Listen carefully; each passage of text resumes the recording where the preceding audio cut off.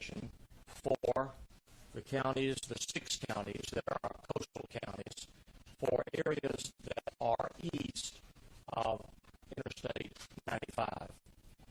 For the coastal areas west of Interstate 95, it is still a voluntary evacuation order in place. I would emphasize, however, that we need to take this situation seriously. It is not something where we should jeopardize anyone's life simply because we don't want to heed the warnings, and I would urge people to do so. There are a total of 30 counties that are under our emergency names to you, but they are the coastal counties and counties that adjoin them and counties that appear to be in the wake of the hurricane as it moves into our state. A state of emergency order also includes a suspension of certain federal transportation rules and regulations to ensure the uninterrupted supply of emergency or disaster-related materials, supplies, goods, and services to those areas that are affected. It was also made clear in my executive order that there should be no price gouging during this emergency, because that is something that is already against the law in Georgia. Any instances of verifiable price gouging will be investigated and prosecuted appropriately. As you can see, I have with me the heads of agencies that are directly involved in our preparations. And at this time, I'm going to turn the microphone over to Jim Butterworth, who is head of our Georgia Emergency Management Agency, and ask him to bring you up to date in more specific detail as to the situation that now exists and as we might predict it will exist in the near future. Jim? Thank you, Governor. Good afternoon. Hurricane Matthew continues to be, at this point, and forecast to be for a period of time, a Category 4 hurricane. As you probably know, the hurricane is forecast to make landfall on some part of Florida, but continue to move north towards the Georgia coast. At that point, it may deteriorate, according to the forecast, and impact the coastal Georgia counties, as the governor has indicated. We have prepared for a number of days and continue to prepare for the approach of Hurricane Matthew. We are expecting that Category 2 hurricane to arrive sometime, the tropical storm force winds to arrive sometime late Friday and overnight Saturday. We will continue to move the resources of the entire state agency effort of the Emergency Management Agency and the other agencies that we are working with, those personnel as close to those areas as we possibly can, to then assist with the response that is necessary. To that end, the governor mentioned the mandatory and voluntary evacuations. We have sheltering available in multiple different locations. The Georgia Emergency Management and Homeland Security Agency website lists those locations. There are about 3,500 sheltering opportunities for individuals who are looking to return to one of those sites. Additionally, within a few minutes ago, I-16, the contraflow has begun on I-16 away from the coast and specifically towards Dublin, Georgia. I will pass that information now with the rest of that over to the commander of the Georgia State Patrol, Colonel McDonough. Thank you, Director Butterworth, Governor Deal. When you talk about contraflow, that means you get to drive on the wrong side of the road legally, but only on the road that we tell you that you can do so. I-16 is that major artery in our state that runs from east to west. And when you see where the storm is coming from, what we're trying to do is facilitate the use of that roadway, all of the lanes of that roadway, so that folks can move away from the coast. So all of the lanes, including the eastbound lanes, you'll be able to travel in the westbound direction. And what we've done is we've closed all of those ramps that allow that traffic. Law enforcement folks are there manning them. And when you travel, if you want to get off and go either south or north for food, fuel, or lodging, you're able to do so.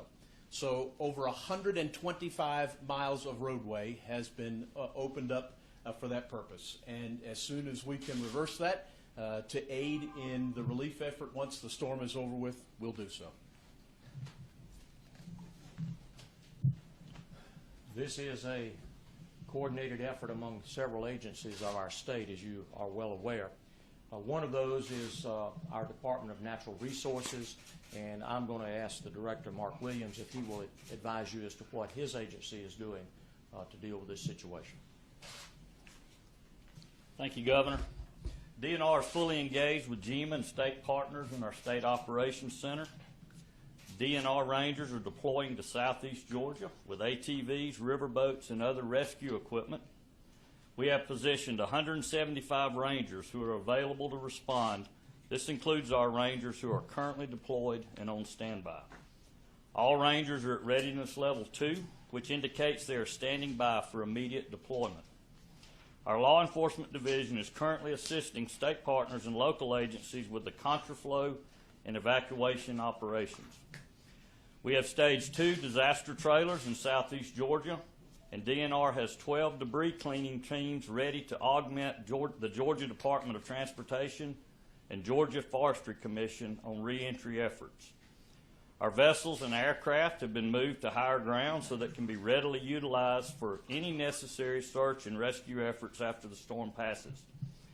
We are also developing reentry rosters with additional manpower from Parks and our Wildlife Resources Division. We have been in sheltering meetings with GEMA and are prepared to commit any state resources, such as our state parks, necessary to facilitate displaced persons, whether they are Georgians or our neighbors in Florida and South Carolina. All park managers have been instructed to take in displaced persons in our parks that remain open, and many of our parks statewide can be converted into emergency shelters if needed. Thank you.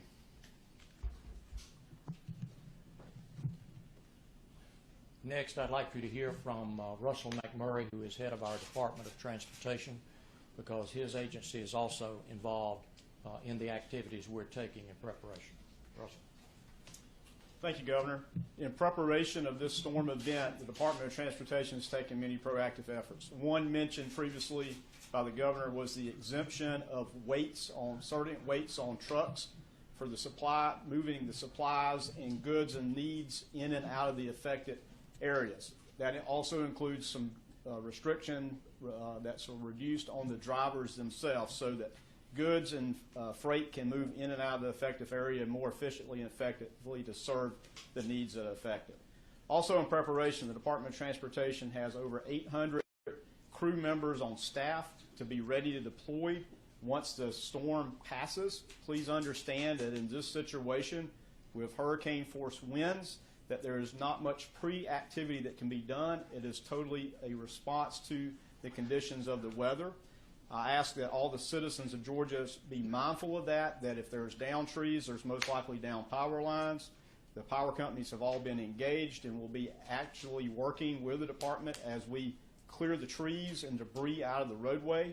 But we ask everybody to please be safe, not to try to get out too soon until the roadways can be cleared, and make sure that the power lines are not down and causing a hazard. In addition to this storm, as predicted, or forecast at the moment, is a real concern of inundation and storm surge as a flood involvement. So we ask that everybody use their judgment in not crossing roadways or bridges that are inundated or covered in water. Only a small few inches of water to a foot can cause a hazard for anybody driving a vehicle, and certainly if you're on foot. So we ask that everybody, as this storm passes, not to be too eager to get out and travel the roadways.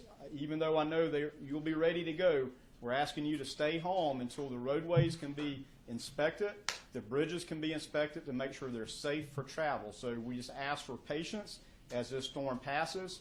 We will deploy our troops and our crews just as fast as possible as the storm winds subside, such that it's safely to get out and try to clear the roadways of debris and trees. And with that, I'll turn it back to the Governor. Thank you. Thank you, Russell. Joe Girard is the general in charge of our Georgia National Guard, and they too are involved in this effort. I'll ask General Girard to bring you up to date as to what they are doing.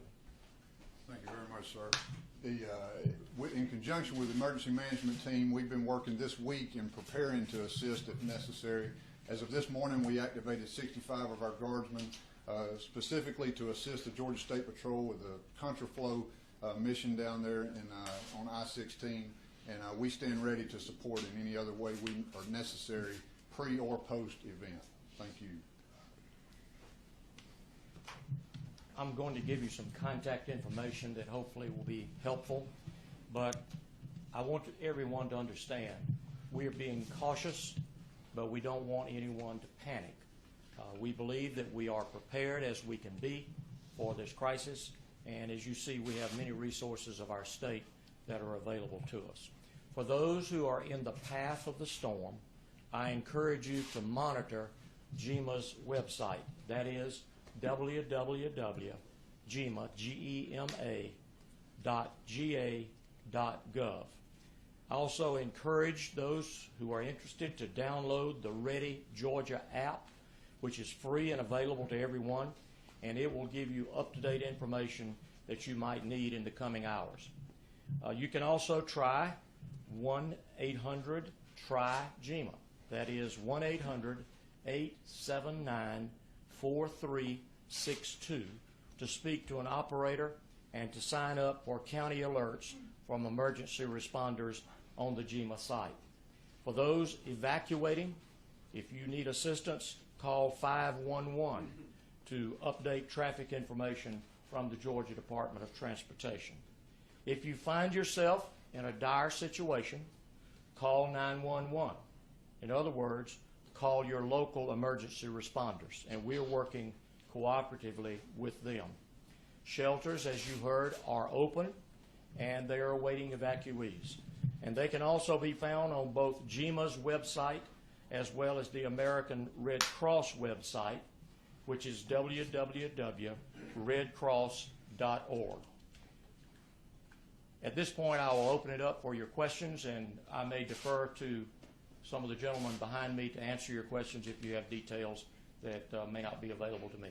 Governor, when you talk about mandatory evacuation, what is the message to those folks and to the folks who don't want to evacuate, the ones that want to stay? Well, we are not going to go drag anybody out of their houses against their will. But the mandatory evacuation designation is significant. It is the highest warning we can give to people as to the urgency of evacuating and doing so on their own. We are there to assist them in that process, but we don't want anyone to say, oh, well, we just haven't had one of these times, so therefore we will not heed that warning. We hope people will heed the warning. Is there a legal distinction between a mandatory evacuation and a voluntary evacuation? There probably is, but we don't want to test that legal distinction. We don't think that it is appropriate to go, as I said, and physically remove people. However, they are the ones most likely to be needing to be removed after the consequences of the storm have already descended upon them. So we're simply saying, take the warning, take heed, use personal responsibility, and we will be there to help you. I guess what I'm asking is there a consequence for failing to adhere to a mandatory evacuation other than the weather and the disruption? There probably is, but I don't intend to prosecute anybody for not leaving. I think Mother Nature will inflict the punishment upon them. We want them to avoid that. Governor, what can you talk about any conversations you've had with your counterparts in South Carolina, Florida, about the assistance that people coming from those states who may have been on the road for a few hours and are making their way perhaps to metro Atlanta, but have to obviously get around the coastal areas? Can you address that? Our folks have been in contact with the governors and their staffs from both South Carolina and Florida. Commissioner Williams has already indicated that many people from Florida are already showing up at our state parks for housing and shelter there, and we are certainly cooperating in that effort. I understand from Colonel McDonough that we're already seeing a lot of South Carolina tags on the roadway as they're leaving, especially the Hilton Head area, coming and probably then going back further west. And that's the direction that anybody that is in the wake of the storm should head west. Now, there will be some, I think, in the southern counties of our own state who will not necessarily want to go up the I-16 corridor. they would probably be better served to go west in the southern part of our state and seek refuge in communities that are in the more central and western part of Georgia rather than going north. Governor, what message do you have for residents skeptical of your warning? Well, I don't want to say what my message to them is. As I said, I'm afraid that Mother Nature will deliver the significance of that warning, and that's what we're trying to prepare them to avoid. As you know, we have been very cautious in our warnings. We have been very cautious in our designations of the distinction between voluntary and involuntary evacuation areas. I have not been one that has overreacted, but we do want to imply to everyone that it is serious, and we stand ready to help, but people have to help themselves first. Governor, there's always a cost associated with big mobilizations like this for preparations as well as emergency response. What steps are being taken to make sure the funds necessary are available? We have already filed a application for emergency assistance with the federal government, and we have every reason to believe that that request will be honored. We do have some reserves at the state level, but we do not have reserves appropriate to handle the magnitude of what the consequences of this storm could be. So we have every reason to believe we will receive federal assistance to help us with the cost of that. What data person are expecting right now with the traffic approaching from that area to Atlanta? I saw Twitter from 501 saying that you have to be careful. We are expecting a lot of traffic. How the administration is dealing with this, especially because Atlanta has a serious problem? Well, let me ask Colonel McDonough, because one of the issues is, what if you have a stall if you're in the flow of traffic coming north? And he has a pretty good answer that I'll ask him to give you. We've employed traffic strike teams along I-16 in partnership with the DOT. We all see the great job that the hero units do around Metro Atlanta. So you take that same concept and pair it up with law enforcement, and if you find yourself in a circumstance where you're broken down, you can expect that we're going to get to you as quickly as possible, remove you from the roadway. If we have to get you a tow truck, we will. If it's just a simple matter that you ran out of gas, we'll try to get you some gas and get you on your way. But when you look at the whole scenario, yesterday from Macon southbound, the northbound traffic on I-75 was very, very, very light. And so you're correct. We deal with that traffic every day. But in that area and how we'll integrate the traffic back in on I-16, I think that I-75 will be able to handle it. It'll be busy and slow, but it'll be able to handle it. But the mindset, I don't think, should be that you're going to take I-16 all the way to the end. The hope is that you'll find in a safe condition farther westbound, and you can go north or south off of I-16 to meet your needs. But I think the combination of the traffic weeding out, what we're going to do with our strike teams to keep the flow going, and what we've seen is really light traffic on 75 northbound, is going to be all a positive thing. To reiterate something that the governor said, when you think about where I-16 is, it's right at that major population center of Savannah. But if you find yourself in Glenn County or farther south down St. Mary's, two great roadways, the Golden Isles Parkway, 341, will take you westbound. U.S. Highway 84 will do the same thing westbound. So there is no sense, if you live in that section on the southern part of the coast, of not using those roadways to get west. And for my folks in Florida, I-10 is a great highway, and I think Pensacola would be a great place to spend the next few days. Colonel, if I could follow up with you on that. For those of us old enough to have been here in 1999, the evacuation with Floyd, it was a disaster. It was a standstill. You don't anticipate anything like that because of the measures that have been in place since then. The barriers, the arms, and also the contraflow. And if you look at the measured approach that's already been taken, where there's been a voluntary, we saw that traffic started moving as soon as the governor put that out. And so that relieves a little pressure. And what we're doing now is relieving a little bit more pressure. So our hope is, and with the preparation, is that you won't see a 1999 version. Governor, approximately how many people are under this mandatory evacuation area, and is there any indication from the forecast how long you expect the storm to be severe enough over Georgia, and when might people expect to Let me ask Jim Butterworth, head of GEMA, to give you that. I don't know that I know the specific population numbers in those counties. The most heavily populated areas, of course, are the Savannah and the greater Savannah area, and then Brunswick and the greater Brunswick area. The other counties are more sparsely populated. Mr. Butterworth, would you respond on that? Yes, sir. Thank you, Governor. The 6 counties, the coastal counties as a whole, some of which are voluntary and some of which are mandatory, the total population is just over 500,000. From I-95 east, the total population is in the 100,000 range. I think those are kind of the key numbers as far as the voluntary and the mandatory. And the forecast for the storm being over Georgia or affecting Georgia, is Sure. there, are we talking Sunday morning, people might be able to go back home? Right now, according to the forecast, Savannah is estimated to get tropical storm force winds at the 70% level by late afternoon Friday. That is forecast to continue through midday on Saturday. Because the hurricane is on the East Coast and not in the Gulf, you don't anticipate any type of gas supply interruptions, do you? We're not aware of any at this time. As you heard earlier, we have waived the restrictions about driving hours so that those supply vehicles can work longer hours and have the fuel available on a more expeditious fashion. Governor, as you know, there hasn't been a major hurricane hit the Savannah area in 100 years.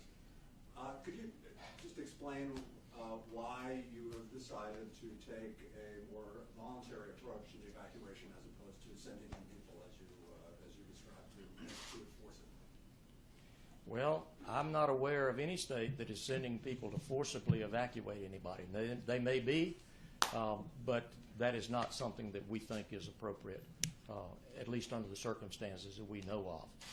However, there will be people, if they do not leave, who will find themselves in a posture where they will need to be evacuated. At that point in time, that will be beyond their personal capability to do so, and we will stand ready to help them as we will help others. All right, thank you all. I appreciate you being here. We will update you as the occasion may arise. Let's all pray that Georgia and our neighbors up and down the coast are spared the disastrous effects which could come from a hurricane of this magnitude. Thank you all.